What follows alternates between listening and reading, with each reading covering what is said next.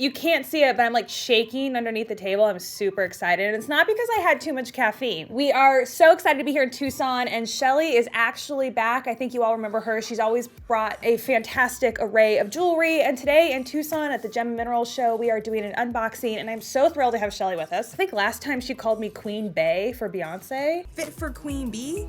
Oh, fit for Queen Bee. Bey? Beyonce. You remember that? Ready? 3, 2, 1. When Africa meets Brazil. So what is a stone that is African and Brazilian? Oh no, it could be a piece of jewelry that has stones from Africa and Brazil. Ready? 3, 2, 1. That's a big stone there. It's a big rock. This is absolutely incredible. I'm guessing diamonds, potentially tourmaline. I'm not gonna guess because I've got the expert here herself, Shelly from Somewhere in the Rainbow. I am certainly Shelly shocked, and while I wait for Shelly to get her mic on and come out and play, I'm gonna put this on. How many boxes do you have for me today? 10. Really? Yeah, we got all afternoon. First of all, say hello to everyone. Hi, everyone. Tell everyone how Thanks for having me Shelly back. shocked we're gonna be back today. We are going to be Hashtag. way Shelly shocked. My Hashtag. favorite hashtag ever. I And can't take you credit. came up with I that don't for actually, me. I think my production team Whatever. Whatever, You are but I'm gonna awesome. take- But I'll I take use credit, it yeah. every time I'm on Instagram now. Diamonds. Diamonds. Potentially tourmaline. No. What's in this? Well, No. You're the gemologist. Keep guessing, sweetheart. Oh, I don't like to guess. Garnet? No. Topaz?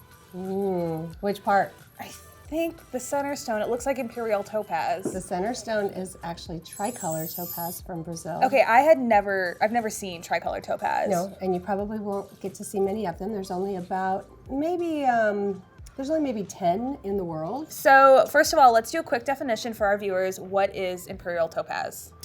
So Imperial Topaz typically is going to be Brazilian, and in order to be considered Imperial, it has to have a beautiful shade, if you can hold that up a little bit. If it were one color, let's put it that way, of Imperial, you would have the beautiful orange and sherry colors, so that Okay. would be considered an Imperial Topaz. Here you've actually got the sherry, you've got the pink, and you've got the really, really warm honey. For those of you who are more familiar with the gem business, Imperial Topaz actually comes from Ouro Preto in Correct. Brazil. Some of the most important gemstones in the world come from Brazil. I think it would be a toss-up as to whether Africa or Brazil really pulls the most important gems out of, in the world, but definitely Brazil is right up there. And that Ouro Preto area is significant to the entire gem world. The piece that you are wearing, it's said to be either the second or third largest of its kind in the world, and the original largest tricolor topaz is also in the Somewhere in the Rainbow collection. Really? It's in a pendant. But this particular bracelet is a piece that was just finished for us recently. It's beautiful. And so you are wearing a truly one-of-a-kind piece with that, just the gemstone is just a one-of-a-kind. How many do you think there are in the world that are mined? I'm going to say there's not more than a dozen. There's not more than a half a dozen that I know of that are over 3 carats. There's probably not more than a dozen of these many tricolor carats? topaz in the world. 17 and a half. I think I should take it off so that we can talk about it better. This is maybe the hardest thing I've done all day is taking this I was going to say, you never take a I piece never of jewelry take a off piece of once you get jewelry it off, on. no. We have that tricolored topaz, diamonds. Diamonds. I am guessing rose gold and white gold. Yep. What else? Custom 18 karat rose and white gold. And then all of the gemstones here, when I said Africa meets Brazil. Maybe garnet? No? You'll be blown away. They come from the Umba Valley River region. Oh shoot, I should know this. I'm a little blown away by the piece. They're sapphires. No. So for a lot of viewers out there, you may think, oh, sapphire only comes in blue and maybe yellow. But right here, we literally have the rainbow, or part of the rainbow with sapphire. And those stones right there up at the top, I thought those were ruby. Ruby and sapphire are actually from the same family. They're brothers. They're actually the identical Yeah. same stone, except ruby only comes in red, and sapphire comes in every color but red. So that's not considered a ruby right there. That's considered a red sapphire. Sorry, not red sapphire. That's Yeah, considered it would be considered a Really? red sapphire. Yeah, I mean, some people might call them, dark pink, but yeah, they definitely lean towards red. So we have sapphire, we have topaz and diamonds. Tell me a little bit about the design of this piece, because that was initially what grabbed my attention, was how freeform and how feminine the piece looks. Yeah, although it's a big stone and it's really, really bold. So the piece was actually done for us by Randy Coffin at Coffin and Trout Jewelers in Arizona, here in Arizona. Randy actually found this gem for us in a collection and brought it to us to acquire in 2014, I do believe. And the stone sat loose for a really long time. And eventually he said, you know, I brought the stone to you, so I'd really like an opportunity to design with it, which made perfect sense. And we love Randy and we love what he does. And he's got a lot of Spectrum Award-winning pieces for us. We gave him the stone, and it took him about 1.5 years because the sapphires all had to be matched and gradiated in color to match the color of the topaz. So hard. It took a long, long time. And then he thought, okay, so, you know, obviously what metals am I going to put it in? And the rose gold makes perfect sense to pull into the beautiful sherry colors in the bracelet. And then, you know, he's thinking, do I do yellow gold to go into the yellow? But the yellow gold was actually just the wrong tone of yellow. Okay. And of course, white gold sets off everything. So you're looking at white gold and rose gold there, all 18 karat, all custom blended. And the cool thing about this, he's so meticulous in his details that if you open it up, if you look inside, you'll see that the rose gold ends where the pink in the stone ends right here. Oh, how cool. And then he picked up the white. That's what I So literally, this is all custom cast specifically to this gemstone. I love when you look on like the undercarriage of a piece and you see the detail. I mean, I think that shows a true artist and a true like creative mind, that they're able to think, you know, not just what's immediately visible, but what when you take off the piece. Well, and that's one of the things that we do at Somewhere in the Rainbow, obviously, right? We like to focus on the artist and the fact that the artistic value of jewelry is equally as important, sometimes even more so, than what's going on in the piece itself. So this is a super, super rare piece that you're getting an opportunity to see, and it's something that we could not duplicate again, even if we wanted to. It is an irreplaceable gemstone and piece of jewelry. You did good. Are you happy? Yes. Oh, yay. Here's the problem. You know, I'm a pretty talkative person, but then I get on the show and Shelly brings me jewelry and I just sit here with like my jaw. You know, I may have had a bruise on my jaw. I was going to bring you a bib today, but I forgot one. So sweet. You want the next box? I want the next 5 boxes. Alrighty. Who are you? Who are you? Who am I? I'm a gemologist. I'm a YouTuber. 3, 2, 1. Who are you? Alice in Wonderland? Am I right? I'm a book nerd. From. Did you know that? No, I did not Did you know that. That's my favorite book. You're kidding. One of my favorite classic. Oh my gosh, that's so fun. That's one of my favorite books. Whoa, is this a pin? It's a pin, and it's a piece of art. Oh. And the box is sitting right in the way. We can't see anything. Look at the detail on that. Turn him upside down and look at the bottom of the mushroom. Are you going to show him to people, or are you just going to sit and stare at him? What else do I do on this show? Gosh. All right, so we have Pearl. Right, so just so you know, his name is Who Are You? Oh, duh. So, and he is an AGTA, American Gem Trade Association, Spectrum Award winner for an artist in Canada whose name is Lynn Strelu. Lynn has one of the best imaginations of any artist that I've ever had the opportunity to work with. But this particular piece he loaned us for an exhibit, and I had it on exhibit in a museum on loan for a year.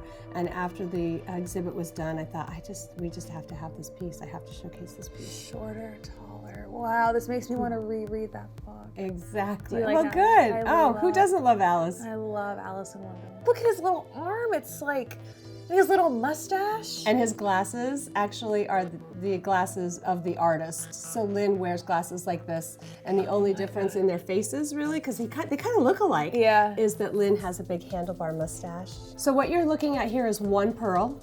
No way. Yep. How did they find that? Came out of. It's a freshwater pearl. It just happened to come out of the oyster just like that. That is all I thought that. So yeah, so this piece here is all one pearl that makes up the caterpillar's body and head. And then this pearl here is really significant for your JTV family because it actually came from the Tennessee River. So it's a freshwater pearl from the Tennessee River. Hey, I knew I liked this piece for more than one reason. Exactly. And then of course you've got all of the baby seed pearls. The metal is all platinum. Okay. You've got rose gold here, and then it's 18 karat yellow. and rose gold here on his fedora. Then you've got a spinel here. His eyes, of course, are spinel, and the green is satellite garnet. Wow. We probably have a half a dozen pieces from Lynn in our collection at Somewhere in the Rainbow, and everything that he does is this creative. He takes his sculpting and his jewelry making to a whole new level. Not only is it a great sculpture when it's on its quartz crystal base, so you can show it this way, but it's also a pin. Maybe sometime you should have Lynn come and do an unboxing with you, and you know, see what he might bring, because his stuff is really off the charts. You know, I want you all to even like see the back. You know, you have a good piece when you're enthralled by the back of the piece. The back is as pretty as as the front. or as interesting as the front. And then look right here, upside down, you can see the detail on the bottom of the mushroom. I want to know how long it took to make, and then I also want to know how long it took him to like formulate what the piece is going to look like and all the details. He said that the detail, that the concept of the piece came to him immediately. I'm willing to bet that there's 100 to 120 hours into this piece. Just because the finish on the gold is all custom finished, and then you've got high polished gold, you've got almost a matte. You've got a matte finish, you know, and then you've got all of this work that's done underneath. Oh, look at the little pearls. And the little toadstools down at the bottom. And I love, if you all can see, look at the way that the little caterpillar is like folding his arm. I just think it makes him lifelike. Do you kind of give your artists guidelines, or do they have full creative control to do whatever they want? We actually invite the artists to come directly into the office, and they get to choose the stones that they work with. And the reason for that is because if you're the artist and I send you a classic green tourmaline, for example, and you might be an artist who doesn't like the color green, or you don't work in tourmaline, and so you're like, okay, well, yeah, I'll create a piece. But it's not anything But it's not gonna be like, wow. And everything that we do at Somewhere in the Rainbow, we like the wow factor. So once you've chosen your pieces, then your stones, then you take them back to your studio, and you have the opportunity to come up completely with your own design. You're going to submit that design to me for approval, because I want to make sure that it fits the criteria. And the criteria of that is that it has to be at least 70% handcraft. Okay. You can only use CAD as a tool. You cannot use CAD to build your piece. It has to be hand fabricated. It has to fit our motif, which is kind of a modern contemporary kind of look. Okay. Because although the artists that we have now are considered contemporary and modern, at some point they're going to be the historical group, right? So what is contemporary and modern now is eventually going to go on to be, antique. You know, like what we think of as the Art Deco period now. So it's going to be considered the modern artist group. And that's the movement that we're in right now. So that's really cool. So it has to fit that criteria. And then we have to make sure that, you know, that the design concept is actually going to speak to our viewers when they walk into a museum. Other than that, the creativity is completely up to them. What they come up with is entirely their work. Those aren't too big of guidelines. I feel like there's so many brilliant minds, like even with the guidelines you've given them, that they're able to find something that is so fantastic without a whole lot of direction. It's easy to say that sitting here, but I will tell you the reality of it is that most artists are starting to go to work in CAD. CAD is computer-aided drafting. So basically there's a lot of really cool jewelry programs out there now that you can actually build a piece of jewelry on the computer, and then you send that CAD file to a printer, and the printer actually will print that model, whether it be a ring or a pendant or whatever, to whereas hand fabrication, totally different deal. You start with a design concept in your head. You might put it down on paper, and then from there you're going to start rolling your gold. You're going to run it in through the mills. You're going to get it to the right thickness that you need it to be. They're just two totally different worlds. So the hand fabricated work is just that.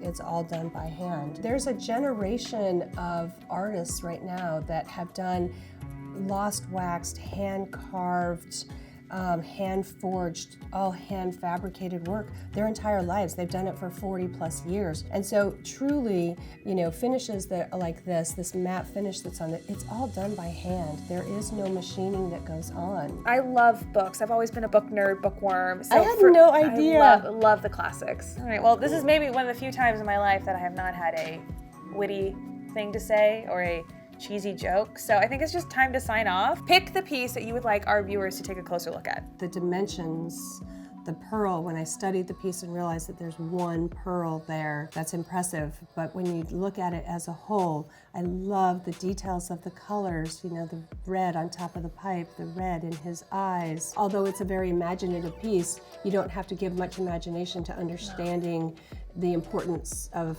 the character.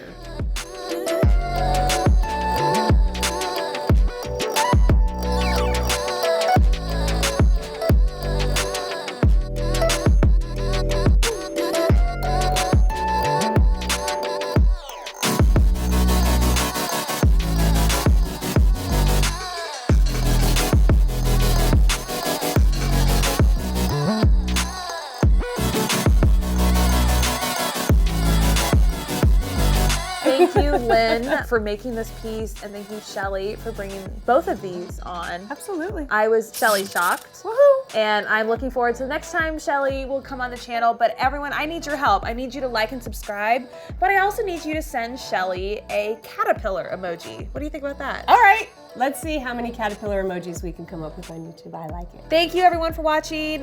Big fat thank you to Shelly for coming. You are always a joy to have on this channel. You are so passionate and knowledgeable, and you've got a great smile, and you always make me so happy on this channel, so thank you. I always love coming, so and you thanks know for what? inviting me back. You're so busy, so thank you for your time as well. Absolutely. It was a great way for me to escape the show and come and have some fun one-on-one. Am I more fun than the show?